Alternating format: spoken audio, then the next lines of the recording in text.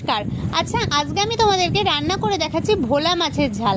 জানো, ছোটোবেলায় একটা জিনিস ভাবতাম যে ভোলা মাছের ঝাল খেলে মনে হয় মানুষ সব কিছু ভুলে যায়, ওই জন্য এর নামটা ভোলা মাছ। যাই হোক, দেখো আমি মাছটাকে ভালো করে কেটে নিয়েছি। আর এই মাছের মাথাটা অবশ্যই বাদ দিয়ে দেবে, কারণ এই মাছের মাথায় নাকি পাথর থাকে, তাই আমি বাদ দিয়ে নিয়েছি। তাই হলুদ মাখিয়ে নিয়েছি, দিয়ে কড়াইতে তেল দিয়ে ছেড়ে দিয়েছি, লবণ আর হলুদ মাখিয়ে দেখো কড়াইতে ভালো করে ভাজা ভাজা করে নিলাম। নিয়ে সেটাকে দেখো মাছটাকে তুলে নিয়ে আবার সেই কড়াইতেই দিয়ে দিচ্ছি কুচিয়ে রাখা পেঁয়াজ আর চিড়ে রাখা ঝাল।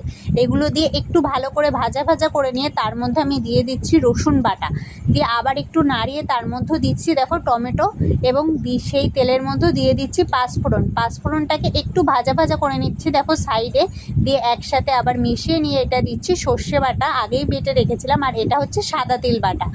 দিয়ে দেখো সুন্দর করে এটাকে আর একটুখানি নাড়িয়ে নিচ্ছি ভাজা ভাজা করে, তার মধ্যে দিয়ে দিচ্ছি লবণ আর হলুদ, দিয়ে আবার বেশ কিছুক্ষণ নাড়িয়ে নিচ্ছি। দেখো মশলাটা ঠিক এমন থকথকে হয়ে যাবে, তার মধ্যে অল্প পরিমাপে একটু জল দেবে, কারণ আমি তো ঝাল বানাচ্ছি তাই অল্প জল দেবে, আমি একটু অল্প করেই দিয়েছি।